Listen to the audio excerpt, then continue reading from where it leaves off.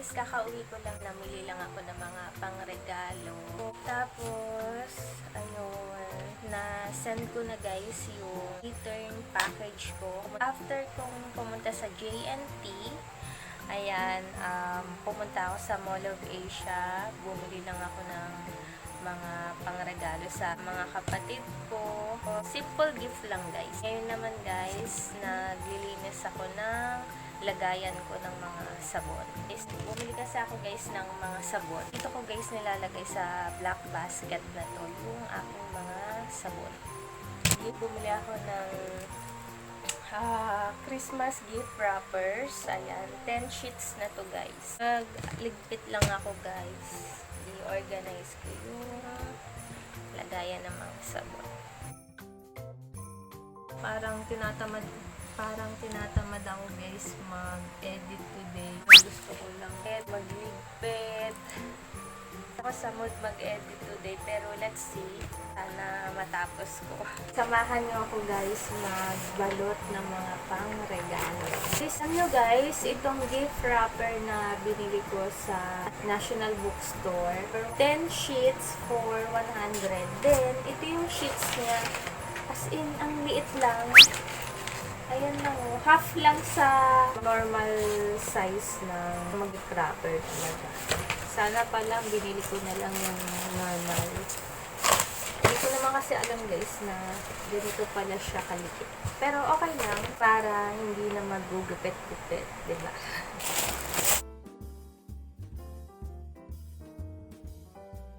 Babalutin ko muna guys. Sabi ko yung regalo ko para kay Mother. Ay! Sa mama ko. Baka umiyak ang aking mother.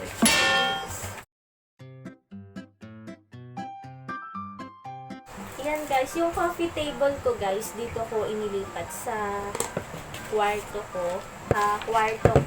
Para meron naman akong lamesa dito.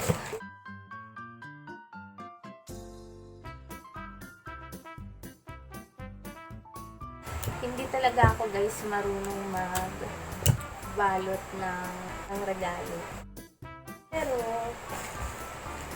nakakabalot pa naman.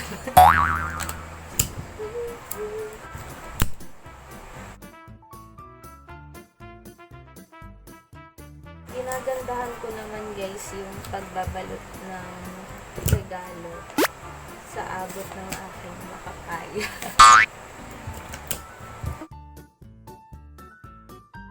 Alam nyo guys, hanggang ngayon, lungkot ako kasi sira pa rin yung iPhone ko. Usually kasi, yun talaga guys yung ginagamit kong pang vlog. Meron akong Apple Care Plus, nabayaran ko siya every year. Sayang naman kung di ko gagamitin. At saka guys, bago nila i-repair yun, yung iPhone ko, kailangan, alam mo, tanda mo kung ano yung Apple ID mo sa device na yun. Which is, nakalimutan ko guys yung ginagamit kong Apple ID sa iPhone. Lahat ng device ko sa iPad, sa laptop ko, sa iPhone, iba-iba yung mga ginagamit kong Apple ID. Nakalimutan ko na guys kung which is which. Nakalimutan ko na guys kung ano yung email ginamit ko sa Apple ID ko sa iPhone. Kaya guys, hanggang ngayon, naghihintay pa rin ako ng tawag galing sa Apple Company. Sinabi ko na guys sa kanila, yun nga, nakalimutan ko yung ginamit kong Apple ID sa iPhone. Kaya sabi nila, tatawagan na lang daw nila o kaya yung fiancé ko. Kaya, ayun guys, ano na, ang tagal na, ilang weeks na. Till now, di pa rin sila guys natawag. Kaya, ayun. Kaya, hanggang ngayon, hindi ko madala-dala yung iPhone ko sa Apple Center yan sa Robinson Galleria. Yan. Tapos ko na guys, balutin yung Christmas gift ko para sa aking mama. Next is, ako muna ng pangalan kasi baka makalimutan ko kung para kanino to. Meron pa akong natirang stickers from last year. Sulatan ko guys. To Mama. From Kikay. Nung bata ako guys, kahit naman nung itong malaki na ako, ang laging tumatawag sa akin sa bahay ng Kikay, yung Papa Kalbo at Mama Tita ko guys. Kasi nga, sobrang Kikay ko guys nung bata pa ako. Iba-iba yung mood ko. May pagkakikay ako, minsan boyish, pero mas more on talaga Kikay.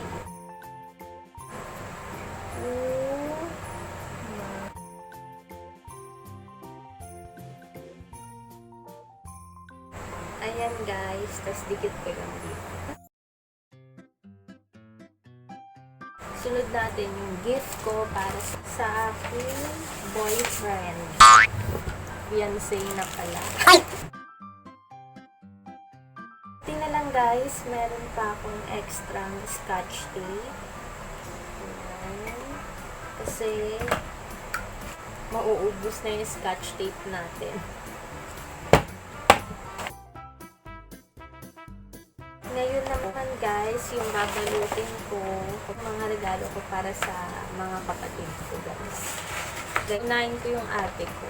Uunahin natin guys yung ate ko dahil baka magtampo siya.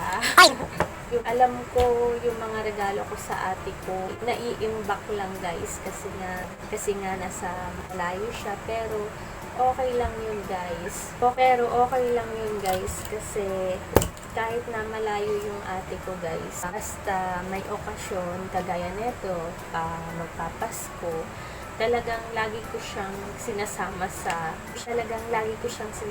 sa mga binibilihan ko ng regalo. Para ma-feel naman niya na importante siya, mga B.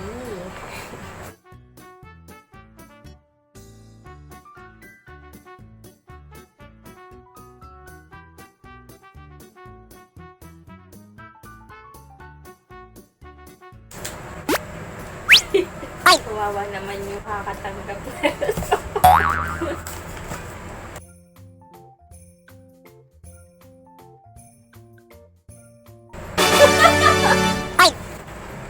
Ang isipin mo na lang, kahit na pangit yung nagbalot at pangit ang pagkakabalot, pinaghirapan ko to. Andito yung effort ko.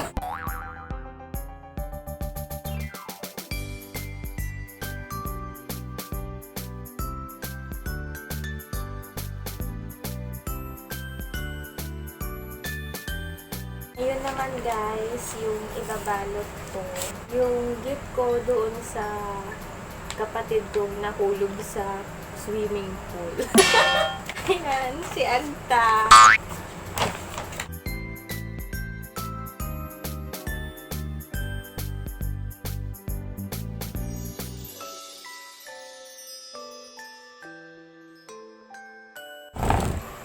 Ay, parang nakakaramdam na ako guys ng gutom. Hindi pa pala ako guys nag-lunch.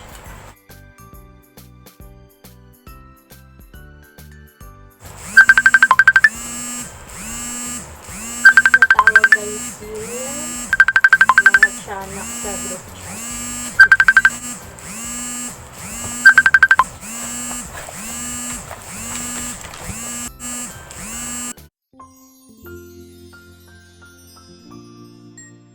Hi guys! Ayan, nabalot ko na guys yung mga regalo ko para sa mga kapatid ko at sa friends ko. Ayan na guys. Unti lang guys kasi yung iba hindi ko pa nababalot. Hindi ko pa nababalot talaga lahat kasi nga wala na akong gift wrappers. Ayan guys, kapatid ko to. Asan yung sa ate ko? Baka magtampo yun eh. Ay! Yun. Ayan. Tapos, ito yung kay Nanay Natoy. Si Nanay yan. Tapos, ito naman si Ate Agta.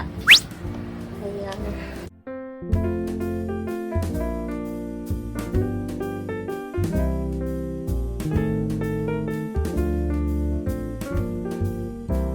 Hi Hi guys! Ngayon pa lang ako guys kakain. Kakatapos ko lang guys magbalot ng mga regalo ko para sa mama at mga kapatid ko at sa iba ko pang mga reregaluhan. Medyo natagalan guys yung order ko sa Grab kasi lahat ng restaurant busy kasi nga 'di ba? Christmas season, marami talagang tao ngayon. Umorder lang ako guys ng beef chow fan from Chowking. Gusto ko kasi yung steamed beef siomai nila doon. Gusto ko kasi yung steamed beef siomai nila doon guys. Kain!